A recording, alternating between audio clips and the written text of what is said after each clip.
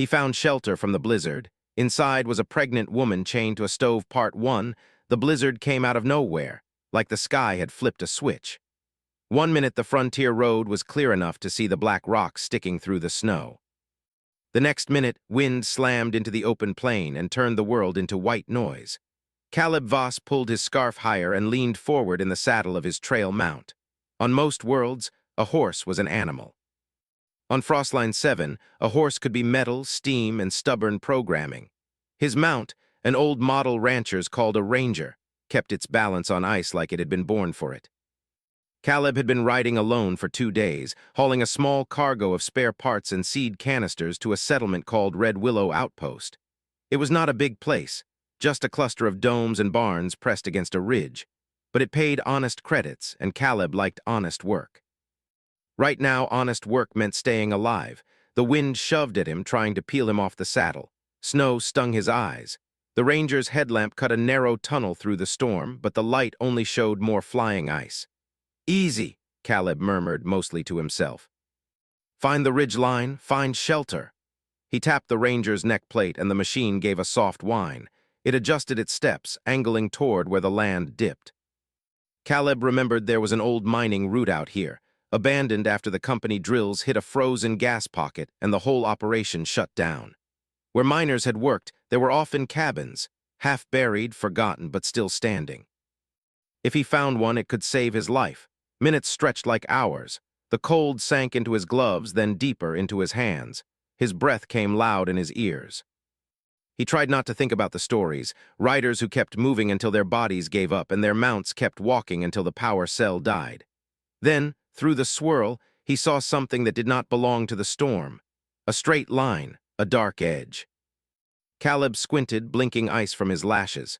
The ranger's headlamp caught a wall half buried under snow. A roofline slanted down, heavy with drifted white. It was a structure, not a rock. "Thank you," he said, and guided the ranger closer. The cabin was small, made of rusted plates bolted together, like someone had built it in a hurry. A mining cabin, sure enough. Snow had packed against it so hard that only the top half of the door was visible. Caleb slid down from the saddle and fought the wind to reach the entrance. He grabbed the door handle. It did not move. He tried again using both hands. The handle rattled, but the latch held. Locked. That was odd. Most abandoned cabins were broken open by whether animals or desperate travelers. Locked meant someone had been here recently, or someone had left it locked on purpose. The blizzard howled, and Caleb's thoughts snapped back to survival. Locked or not, he needed in. He checked the doorframe and found a small maintenance panel. Old style. He pried it open with a tool from his belt and reached inside. The latch clicked. Caleb shoved the door inward. Snow spilled into the cabin, chasing him like a living thing. He stepped in fast and pulled the door closed behind him, pressing his shoulder to it until it sealed. Inside was darkness and cold, but the wind was gone. The silence felt huge. He stood still for a moment, listening. At first, there was only the soft tick of metal contracting from the cold. Then a sound, not a gust, not a creak, a weak, shaky breath. Caleb's hand went to the small light on his wrist. He activated it, and a dim glow filled the cabin. It was one room. A stove sat in the center with a pipe leading to the ceiling. Shelves lined one wall, mostly empty. A table was tipped on its side.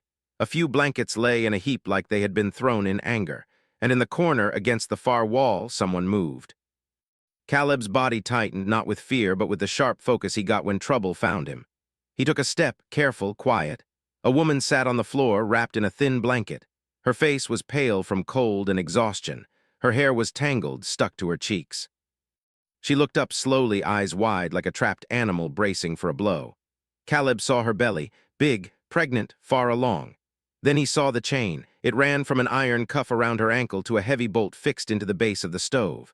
The stove itself was cold, dark, unused. The chain was thick enough that it was not meant to be symbolic. It was meant to hold. Caleb's throat went dry. His first instinct was anger, hot, fast, and dangerous. He forced it down. Anger could come later.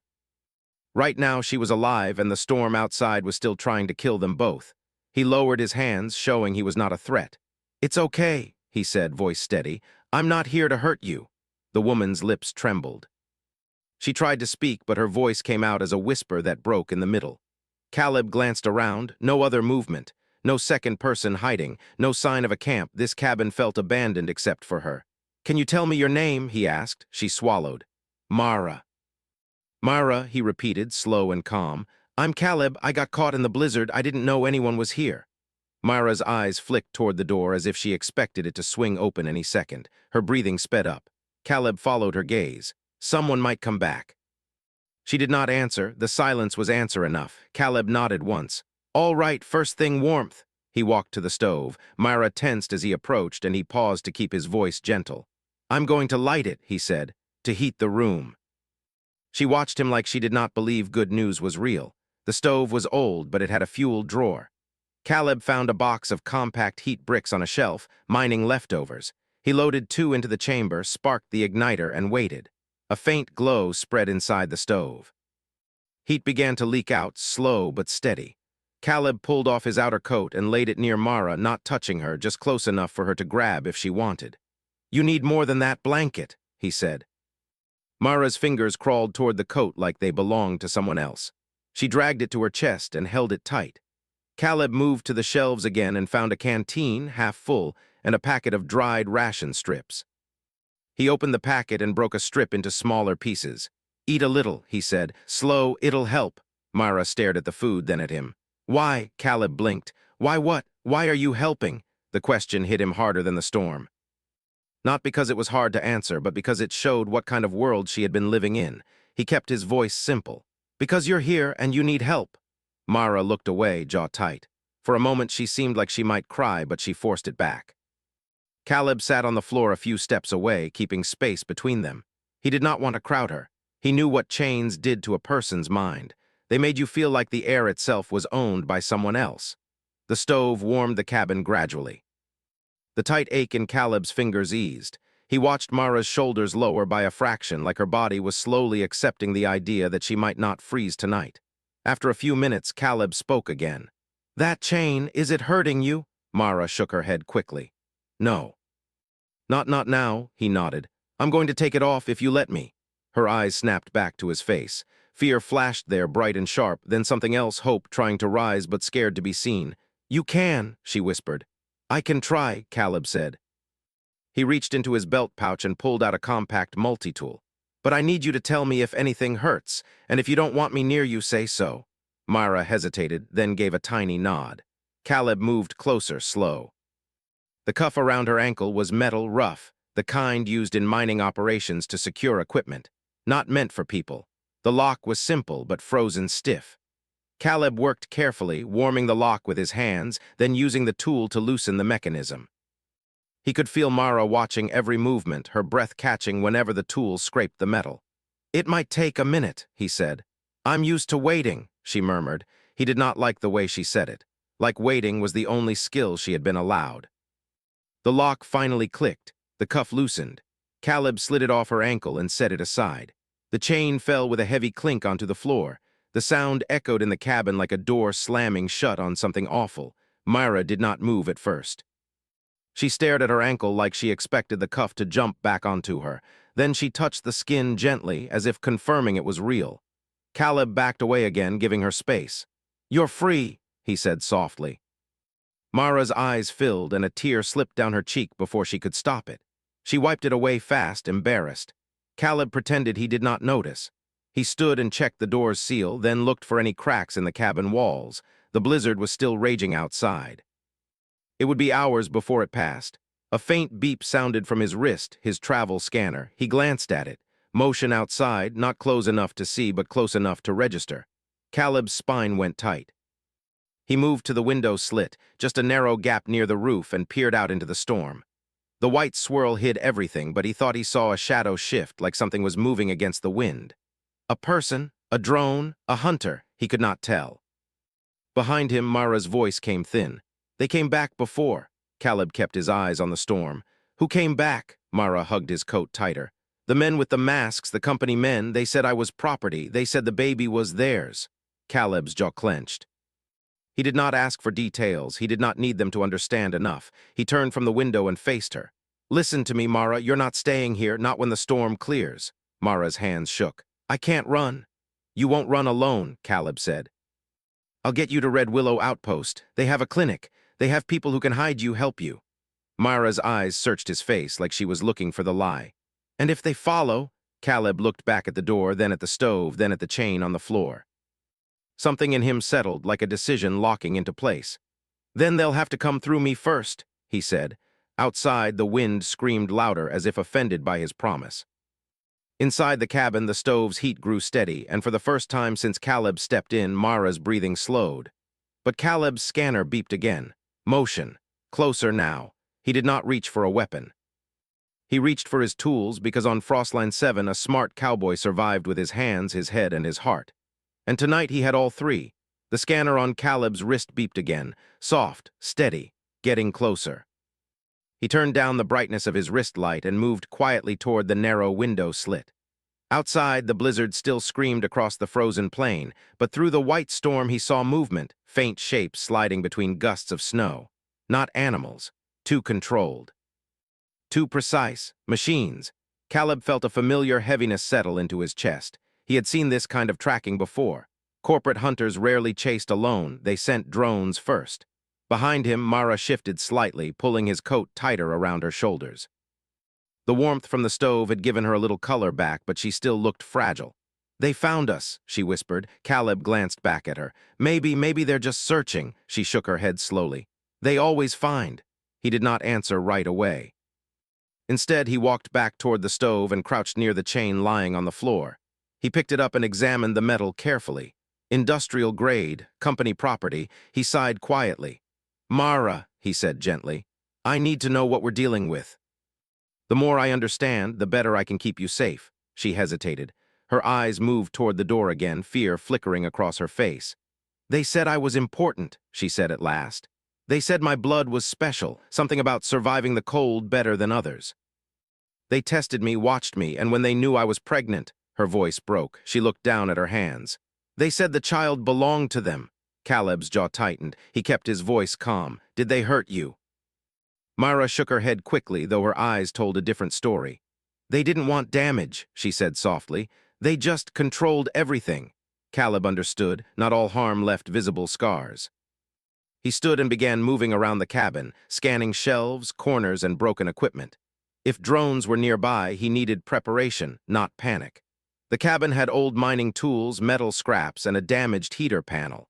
He pulled pieces together, working with quiet focus. Mara watched him carefully. You know how to fix things, she said. Used to, Caleb replied simply. He did not explain more, but memories moved behind his eyes, long corridors, uniformed guards, orders he did not agree with. A life he had left behind. He crouched near the door and attached a small sensor from his toolkit. If anyone tried to enter, he wanted warning. Outside, the wind pushed against the cabin walls like a living force. Inside, the stove crackled gently. Mara shifted again, trying to sit straighter. The removal of the chain had given her freedom, but she still moved slowly, carefully protecting her belly. Caleb noticed. You should rest, he said. I'm tired of resting, she replied quietly. Resting means waiting. Waiting means they come back. He nodded. He understood that feeling too well. All right, he said. Then help me think. Do they travel by ship, ground vehicles? How many? Mara closed her eyes briefly, searching her memory. Usually 3 or 4, masks, armor, drones first, always drones. Caleb's scanner beeped again, louder this time. He checked the reading. 2 signals, small, fast. He moved to the window slit again. Through the storm, he saw them clearly now, 2 hovering drones, dark shapes cutting through snow like silent birds. They're scouting, he said quietly. Mara's breathing quickened. Caleb raised a hand slightly, a calm gesture. Stay slow. Fear makes mistakes. He returned to the table and flipped it upright, creating partial cover near the door. He dragged a heavy crate beside it. What are you doing? She asked. Buying time, he said. He picked up a broken mining torch and began adjusting its wiring. Sparks flickered as he worked. You fought them before? Mara asked. Not exactly, he replied, but I know how companies think. They trust machines too much. The torch hummed as he finished modifying it. He placed it near the doorframe and connected it to the sensor.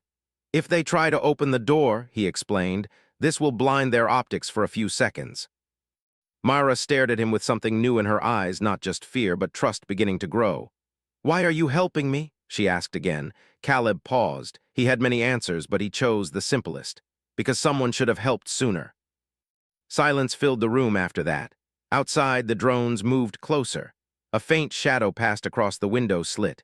Caleb's muscles tightened, but he stayed still. The drones hovered near the cabin, scanning slowly. Blue lights flickered beneath them, sweeping across the walls. Mara held her breath. The stove crackled louder, and Caleb worried the heat signature might give them away. He adjusted a dial, lowering the temperature slightly. One drone stopped directly outside the door. The sensor blinked red. Caleb crouched behind the crate. The drone's scanning beam slid across the doorframe, pausing at the lock. Seconds stretched long. Mara's fingers gripped the coat tightly. The drone emitted a soft, mechanical tone like it was thinking. Then the beam moved away. The drone circled once more, then drifted back into the storm. Caleb did not move for several moments. He listened carefully, counting silently. 1 minute, 2 minutes. Finally, he exhaled slowly. "They're searching," he said. "Not sure yet." Mara released a shaky breath. "But they will come back," she said. "Yes," Caleb replied. He stood and added more fuel to the stove. The warmth returned gradually. "We leave when the storm slows," he continued. "Not before. Traveling now is too dangerous." Mara nodded, though fear still lingered in her eyes. "Where will we go?" she asked. "Red Willow Outpost," he said. "Good people there, independent. They don't like corporations telling them what to do." She hesitated. "And you, will you stay after?" Caleb looked at the chain lying on the floor again. "I don't know," he admitted. The wind outside began to soften slightly, though snow still fell hard. Hours passed slowly. They talked a little small things at first. Food, travel, the strange beauty of the frozen world. Myra's voice grew stronger with time, and sometimes she even smiled faintly. Caleb found himself listening more than speaking. For the first time in a long while, the silence between words felt peaceful instead of empty. But peace never lasted long on frontier worlds. His scanner beeped again. 3 signals now. He looked toward the door, eyes sharp. "They're back," he said quietly. Mara's hand moved instinctively to her belly. The storm outside began to fade, and as the wind weakened, danger grew clearer. Caleb reached for his tools again. The real test was coming. The scanner's warning light flashed red. 3 signals. Close, Caleb stood near the door, listening carefully. The storm outside had weakened, and with less wind, every sound felt louder. Snow no longer slammed against the cabin walls. Instead, there was a quiet that felt dangerous. Mara watched him from near the stove. Her hands rested over her belly, fingers trembling slightly. "They came," she whispered. Caleb nodded once. "Yes," he did not rush. Panic made noise, and noise gave away position. Instead, he checked the small defensive setup he had made, the sensor near the door, the modified torch, and the heavy crate he had moved for cover. Outside, something crunched against the snow. Footsteps. Slow, careful, not drones this time. People. Caleb turned down the stove slightly to reduce heat signals. The cabin dimmed, shadows growing longer across the walls. "Mara," he said quietly, "stay behind the table. If anything happens, stay low." She nodded quickly, fear clear in her eyes, but mixed now with determination. She moved carefully, protecting her balance as she lowered herself behind the cover. Another crunch outside. Then a faint mechanical voice filtered through the door. "Occupant inside. This property belongs to Helios Mining Corporation. Open the door." Caleb's jaw tightened.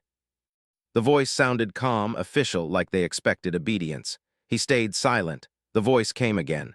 "You are harboring company property. Cooperation will ensure safety." Mara's breathing grew faster behind him. Caleb raised a hand slightly, signaling calm without turning around. He stepped closer to the door, but kept enough distance to avoid being directly in front of it. "I found this cabin abandoned," he called through the metal. "No property here. Just a traveler waiting out the storm."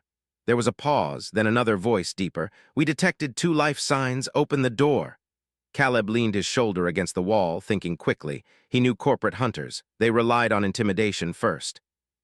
"I'm leaving once the weather clears," he said evenly. "No trouble needed." Silence. Then a soft mechanical hum began outside, scanners increasing power. Caleb's eyes moved to the sensor blinking near the frame. They were preparing to force entry. He backed away slowly. "Mara," he whispered, "get ready. We might need to move fast." Her eyes widened. "I can't run far." "You won't have to," he said. A sharp metallic sound echoed as tools struck the door. The modified torch suddenly activated, releasing a burst of bright light and heat. Outside, someone cursed loudly.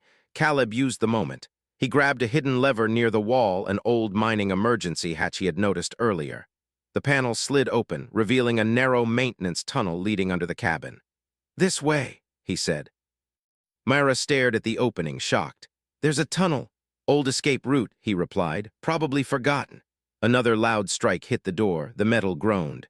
Caleb moved to Myra's side, offering his arm without forcing contact. She accepted quickly, gripping him tightly as she stood. They moved toward the tunnel. Behind them, the door lock snapped with a loud crack. Voices shouted. Caleb guided her into the narrow passage just as the door burst open behind them. Cold air rushed inside with heavy footsteps. "Search the room," someone ordered. Caleb pulled the hatch closed quietly from inside. Darkness surrounded them. He activated a small hand light. The tunnel was low and narrow, lined with old cables frozen into place. Snow had drifted through cracks above, forming small white piles. Myra breathed hard, leaning slightly against him. "You're doing good," he said softly. "I'm trying," she whispered. They moved slowly forward. Caleb checked behind them often, listening for pursuit. So far, the hunters had not found the tunnel. After several minutes, the passage opened into a small storage chamber hidden under a rock ledge outside the cabin. Snow covered the entrance, creating natural camouflage. Caleb carefully pushed through, scanning the horizon. The storm had faded to light snowfall. The sky was gray and the world looked quiet, but danger remained. "We need distance," he said. His mechanical ranger waited where he had left it, half covered in snow but fully powered. The machine's sensors blinked alive as it detected him. Relief flickered across his face. Myra looked at the mount in surprise. "That's a horse." "Close enough," he said with a faint smile. He helped her onto the saddle carefully, ensuring she was secure and comfortable. Behind them, faint voices echoed from the cabin. "They found the tunnel," Caleb muttered. He climbed onto the ranger behind her and tapped its controls. The machine surged forward, gliding across the frozen ground. Snow sprayed behind them as they rode away from the cabin, heading toward the distant mountains. Wind rushed past, cold but freeing. Myra held tightly to the saddle. "They won't stop," she said. "I know," Caleb replied. He guided the ranger toward a narrow canyon known for confusing trackers. The machine moved smoothly, its hooves barely leaving marks on the hard ice. Behind them, a distant engine roar cut through the quiet. They had vehicles now. Caleb's eyes narrowed. "Hold on," he said.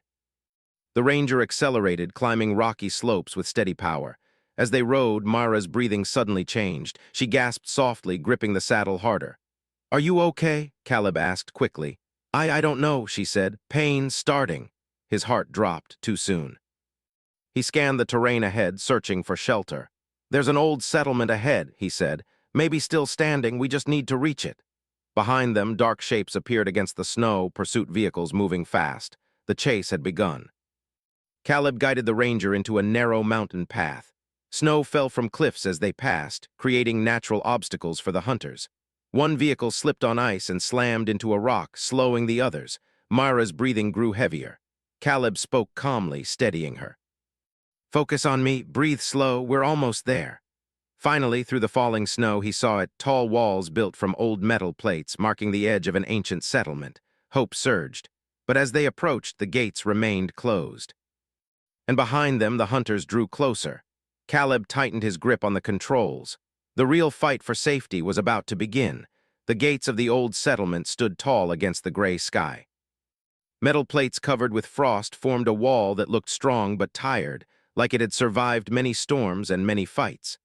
Caleb guided the mechanical ranger forward, slowing as they reached the entrance. Behind him, the sound of engines echoed across the snow. The hunters were close. Myra held onto the saddle, her breathing uneven, sweat mixed with frost on her face despite the cold air. "They're coming," she whispered. "I know," Caleb said quietly. He stopped the ranger several meters from the gate and raised one hand toward a small camera mounted above. "We need help," he called. "Open the gate, she's injured." For a long moment, nothing happened. Then a crackling voice came from a hidden speaker. "This settlement doesn't accept strangers during pursuit. Turn back." Caleb felt frustration rise, but he kept his voice calm. "If we turn back, they'll take her, and whatever follows will reach you too." Silence. Behind him, dark vehicles appeared over the ridge, moving fast. Mara gasped softly, gripping her stomach. Caleb leaned closer to the speaker. Please, she needs shelter. Another pause, then the heavy gates began to move, opening just enough for them to pass. Inside, quickly, the voice said. Caleb did not waste a second. He urged the ranger forward, slipping through the narrow opening. The gates closed immediately behind them with a loud metallic thud. Inside the settlement, people gathered cautiously. The place was smaller than he expected, old buildings repaired many times, small farms under protective domes, and tall heating towers releasing warm steam into the cold air. A woman wearing heavy work clothes approached. Her face was lined with experience. I'm Lyra, she said. You brought trouble, Caleb nodded. I brought someone who needs help. Lyra looked at Myra and immediately understood. Get her to the clinic, she called to others. Two settlers hurried forward with a small transport cart. Caleb helped Mara down carefully, staying close as they guided her toward a low building with warm lights shining through the windows. Inside, the air felt softer, safer. Medical equipment hummed quietly as a healer examined Mara. Caleb stayed near the wall, watching silently, hands clenched behind his back. She's stable, the healer said after a few minutes. But the baby may come soon. Stress is pushing her body. Mara looked toward Caleb, fear and relief mixed in her eyes. You made it, she said softly. We made it, he corrected. Outside, a loud engine roar echoed against the walls. Caleb turned toward the window.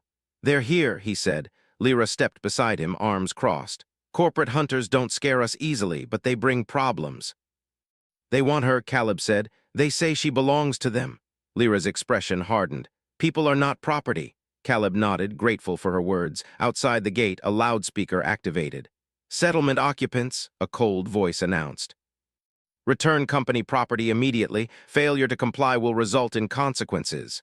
Murmurs spread through the settlers. Caleb stepped forward. They won't leave unless they think they've won. Lyra studied him. You have a plan? He hesitated, then nodded slowly. I might. Moments later, Caleb stood atop the wall beside several settlers. The hunters waited outside in armored suits, their vehicles idling. Caleb raised a small data device in his hand. I know who you work for, he called out. And I know what you've done. One hunter stepped forward. Return the woman. Caleb shook his head. Not happening. He activated the device, projecting files into the air, recordings taken earlier from the chain, the cabin, and hidden data stored inside the cuff system. Evidence of illegal experimentation and unlawful detainment. The settlers watched silently as the images played. You've been exposed, Caleb continued. Leave now or every frontier network receives this. The hunters hesitated. Their leader spoke quietly into a communicator. Seconds felt long. Finally, the leader stepped back. This is not finished, he said. Caleb held his ground. The vehicles slowly turned away, engines fading into the distance. Relief spread across the settlement like warmth after cold. Later, inside the clinic, Mara lay resting. The pain had eased slightly, but her body prepared for the coming birth. Caleb sat nearby, quiet as always. You stayed, she said softly. For now, he replied. She smiled faintly. You don't have to keep wandering. He looked around the room at the warm lights, the safe walls, the people who had chosen to help instead of turn away. Maybe she was right. Hours passed. Night fell outside. Then the healer called him. It's time. Caleb stayed near the door while the settlers helped Mara through labor. He listened to her voice, strong, determined, fighting through pain. Finally, a small cry filled the room. A new sound, life. The healer stepped out smiling. Healthy baby. Relief flooded through him stronger than any storm. When he entered, Mara held the newborn carefully, tears shining in her eyes. She looked at Caleb. We're free, she said. He nodded slowly. Yes. Days later, the settlement felt different, safer, brighter. The melted chain from the cabin had been reforged into farming tools, a symbol that control had turned into growth. Caleb stood near the gate, watching the horizon. For years, he had moved from place to place, never staying long. Now someone approached behind him. Mara, holding the baby, walked slowly but steadily. Are you leaving? She asked. He looked at her, at the child wrapped in blankets at the settlement behind them. The road ahead was open, as it always had been. But for the first time in a long time, leaving felt unnecessary. No, he said quietly. I think I'll stay. The wind blew gently across the snow, no longer a storm but a soft reminder of where they had come from. And this time, Caleb was not alone.